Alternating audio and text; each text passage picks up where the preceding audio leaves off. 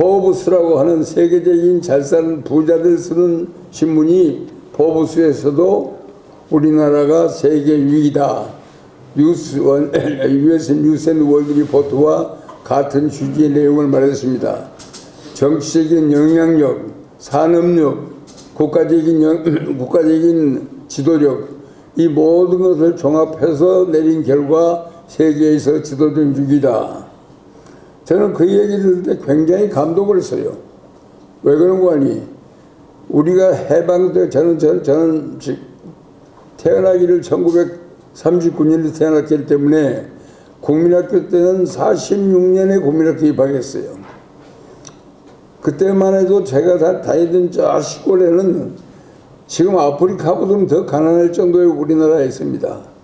과연 그러한 나라가 이렇게 프랑스와 일본을 제끼고 세계적인 랭킹 6에 오르는 기적이 가능하냐? 정말 놀랐습니다. 그러나 결국은 우리들 스스로가 아니라 우리들 스스로는 아무도 우리가 6위라고 자신 못합니다. 왜냐하면 우리는 우리의 역사를 알고 우리의 약점을 알기 때문에 우리가 강국이 된다는 것은 우리들 상상 가운데 포함되지 않습니다. 그러나 분명히 그 사람들은 그렇게 말을 했어요. 그 이유는 간단합니다. 과거에는 땅이 넓거나 자원이 풍부할 때 대개다 선진국가가 될 수 있는 소외가 됩니다. 그런데 우리는 땅도 좁습니다. 한반도 전체가 22만 평방킬로미터인데 우리는 남한만 빼놓을 경우 10만 킬로미터 거기다가 새만금 면적지를 합치면 10만 800km 정도 된다고 그 정도 얘기 들었습니다만은 겨우 10만 정도 되기 때문에 과연 우리가 될 수 있느냐. 그러나 지금 세상은 분명히 땅이 넓으냐 인구가 많으냐 자원이 풍부하느냐도 중요하지만은 어떤 기술을 선점하느냐 기술의 선점 속도가 지금은 선진국가를 좌우하고 있습니다. 전쟁에서 게임 체인저가 될 수 있는 어떠한 무기를 가지고 있느냐 그게 벌써 세상을 변화시킵니다. 그렇기 때문에 아인슈타인은 그런 얘기했죠. 인간이 평생 써봤자 자기 두뇌를 10가지 두뇌가 있는데 쓸 능력은 3밖에 안 된다고.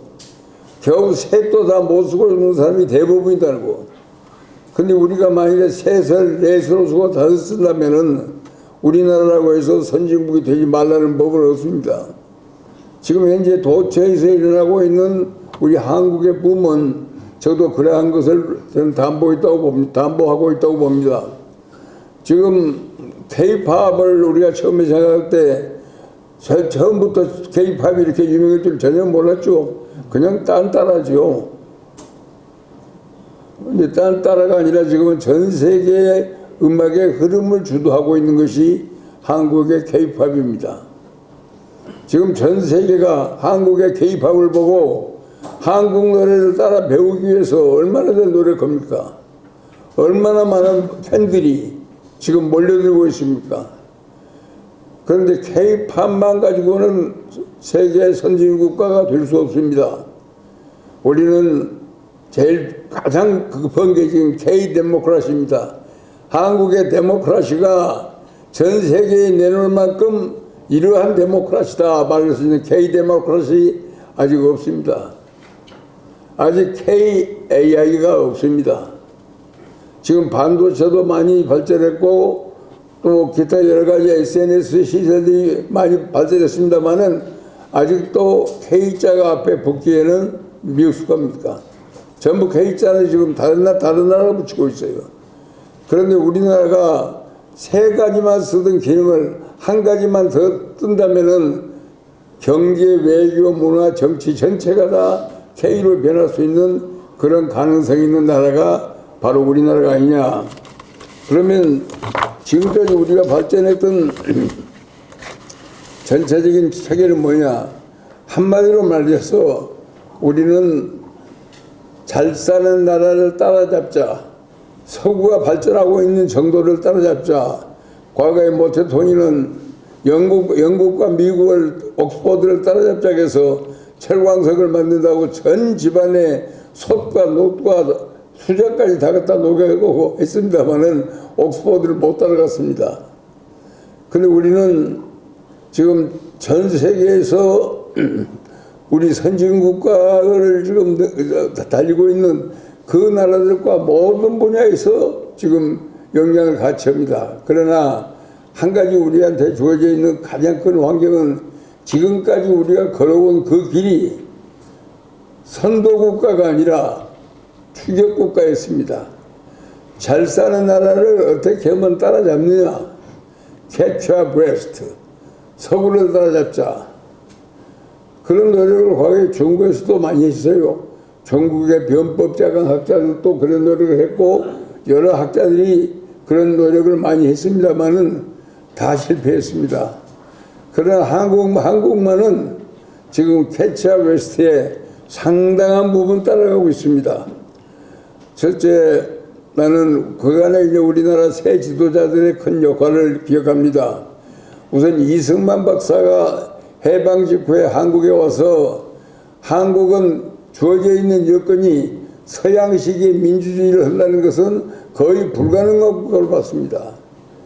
국민 88%가 문맹이기 때문에 문맹한테 민주주의의 선택권을 주기 위해서는 1번, 2번, 3번 번호를 못 주기 때문에 막대기 투표를 했지 않습니까? 한 끝, 두 끝. 그 막대기 투표를 하던 시절로부터 시작해서 한국의 민주주의는 성장해 왔는데 이승만 박사가 가장 큰 첫째 이유는 문맹 대치였습니다. 88%의 문맹 대치가 이승만 박사가 끝나가는 1959년도쯤 되니 거의 80%를 육박할 정도로 문맹 대치가 이루어졌습니다.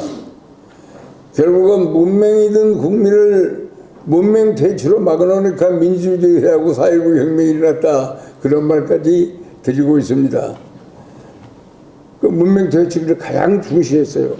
두 번째, 국민학교의 의무교육을 실시했습니다.